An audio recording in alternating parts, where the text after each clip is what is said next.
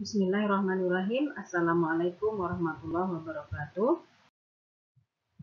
Bertemu kembali dengan video pembelajaran yang pertama pada materi tekanan zat dan penerapannya dalam kehidupan sehari-hari SMP Muhammadiyah Merauke, Papua dengan Bunda Sri Irawati. Kita mempelajari kompetensi dasar yaitu 3.8, memahami tekanan zat cair dan penerapannya dalam kehidupan sehari-hari untuk menjelaskan tekanan darah, difusi, dan peristiwa respirasi dan tekanan osmosis.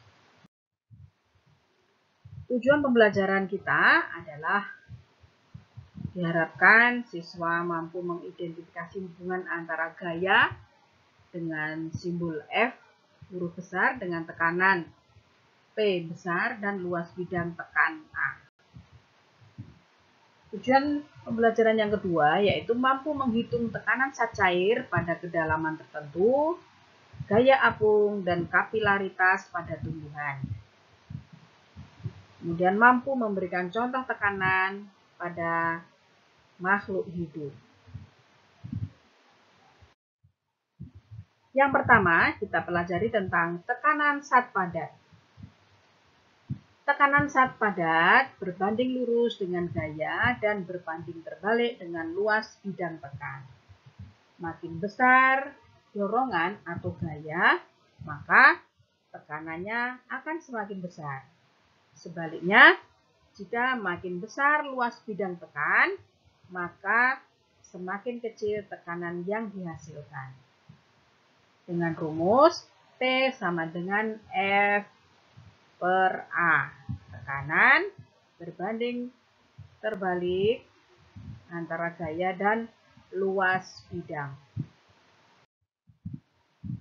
Ya, keterangannya adalah P merupakan tekanan dengan satuan Newton per meter persegi atau disebut juga dengan satuan Pascal, disingkat PA.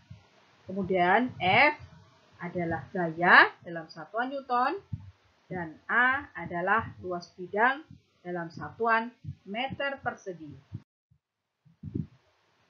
Satuan untuk tekanan adalah Newton per meter persegi atau juga Pascal.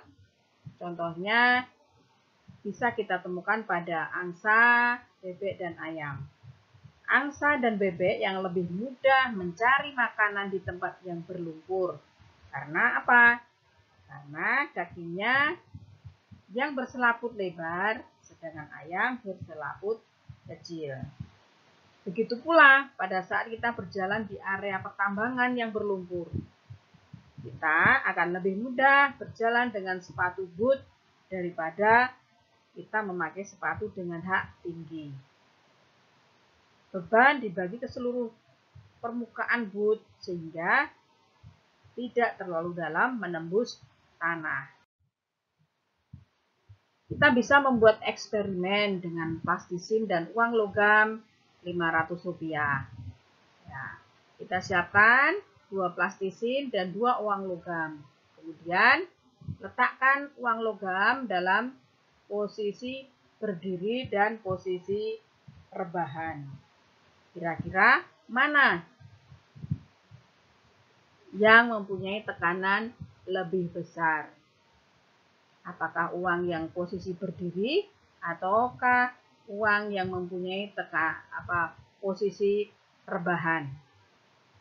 Coba kalian praktekkan. Ya. Ternyata tekanan yang paling besar pada saat uang logam berada pada posisi vertikal. Kenapa bisa terjadi seperti itu? Ya, karena luas permukaan uang logam itu kecil sehingga tekanannya besar. Tekanan yang diberikan kepada plastisin itu lebih besar. Yang berikut kita lihat tekanan zat cair.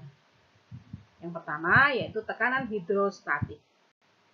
Kedalaman zat cair dan massa jenis zat cair mempengaruhi tekanan yang dihasilkan oleh zat cair atau disebut dengan tekanan hidrostatis. Ya, jadi hidro adalah air ya. Kan di sini tekanan zat cair. Semakin dalam zat cair, semakin besar tekanan yang dihasilkan. Semakin besar massa jenis zat cair, semakin besar pula tekanan yang dihasilkan. Pada bagian sebelumnya, kita sudah memahami bahwa tekanan merupakan besarnya gaya persatuan luas permukaan tempat gaya itu bekerja. Secara matematis, dituliskan P sama dengan F per A. Pada zat cair, gaya F disebabkan oleh berat zat cair atau W yang berada di atas benda. Sehingga P sama dengan F per A, pada zat cair, gaya F disebabkan oleh berat zat cair atau W yang berada di atas benda. Sehingga P sama dengan W per A. Karena berat W sama dengan M kali G atau massa dikali gravitasi, maka massa sama dengan Rho dikali V. Rho adalah massa jenis, sedangkan V adalah volume air. Sedangkan V itu adalah H dikali A. H adalah ketinggian zat cair dikali luas permukaan. Sehingga dapat ditulis P, tekanan hidrostatik, sama dengan Rho dikali G dikali H. Ya. Rho adalah massa jenis zat cair dikali kecepatan gravitasi dan dikali dengan ketinggian air. Huruf yang seperti P ini kita baca dengan istilah Rho. Ya. Keterangannya adalah P merupakan tekanan dengan satuan Newton per meter persegi, M adalah massa benda dalam satuan kilogram, Rho adalah massa jenis zat cair dalam satuan kilogram per meter kubik, G adalah percepatan gravitasi dalam satuan meter per sekon kuadrat, H adalah tinggi zat cair dalam satuan meter, dan V adalah volume dalam satuan meter kubik. Tekanan hidrostatis ini penting untuk diperhatikan dalam merancang berbagai struktur bangunan dalam penampungan air. Misalnya pembangunan bendungan untuk pembangkit listrik tenaga air atau PLTA. Selain PLTA, para arsitek kapal selam juga memperhitungkan tekanan hidrostatis air laut, sehingga kapal selam mampu menyelam ke dasar laut dengan kedalaman ratusan meter tanpa mengalami kebocoran atau kerusakan akibat tekanan hidrostatis. Ini adalah contoh bendungan yang dibuat posisi miring dibalik semakin ke dasar, posisinya dibuat miring. Kenapa dibuat miring seperti ini? Pada dinding-dinding yang di samping itu. Ya, karena tekanan air itu semakin ke bawah semakin besar, sehingga harus punya pondasi yang melebar pada bagian bawah, ya, supaya menampung air itu menjadi kuat, tidak mudah pecah dan tidak menimbulkan banjir di tempat yang lain. Ini adalah gambar dari bejana berhubungan. Ya, jika bejana berhubungan diisi dengan zat cair yang sejenis dalam keadaan setimbang, maka permukaan zat cair itu merata. Ya, kalau diisi air, posisinya dia akan merata. Tetapi apabila diisi dengan zat cair yang berbeda, misalnya kita isi dengan minyak, maka posisinya dia akan turun, ya, dan posisi minyak berada di atas. Kenapa posisi minyak berada di atas dan posisi air berada di bawah? Apa yang mempengaruhi perbedaan ini? Ya, benar. Dipengaruhi oleh massa jenis zat cair tersebut. Massa jenis zat cair berupa air lebih berat daripada massa jenis, lebih besar daripada massa jenis minyak. Sehingga posisi air berada di bawah. Rumus bejana perhubungan itu adalah P1 sama dengan P2. Jadi tekanan pada mulut tabung pertama itu sama dengan tekanan pada mulut tabung kedua. Sehingga kita memakai rumus yang pertama tadi, yaitu Rho1 dikali G1 dikali H1. Ya. Rho adalah massa jenis 1 dikali gravitasi 1 dan tinggi permukaan zat pada mulut tabung pertama itu sama dengan massa jenis kedua dikali gravitasi kedua dan tinggi permukaan zat yang kedua. Nah, ini adalah posisi tadi sama seperti gambar yang pertama.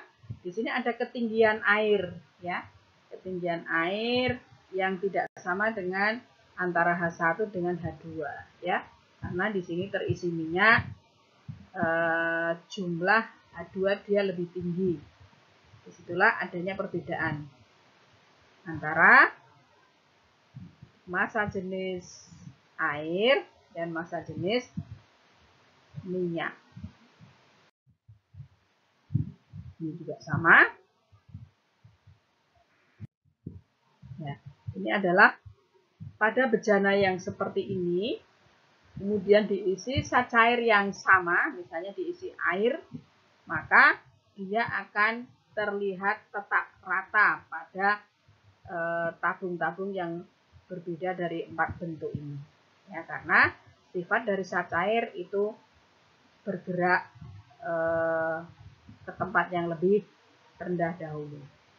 Dan posisinya akan rata dan sama tinggi, sama tingginya. Nah, ini adalah bejana berhubungan. Di sini adalah F1 tekanan 1, kemudian di sini ada A1 adalah luas permukaan tabung pada mulut yang pertama atau yang A1 itu akan sama tekanannya dengan F2 ke atas dibagi dengan luas permukaan yang kedua. Jadi F1 sama dengan F2. Demikian video pembelajaran ini, semoga bermanfaat. Kita akan lanjutkan pada pertemuan yang akan datang. Terima kasih. Wassalamualaikum warahmatullahi wabarakatuh.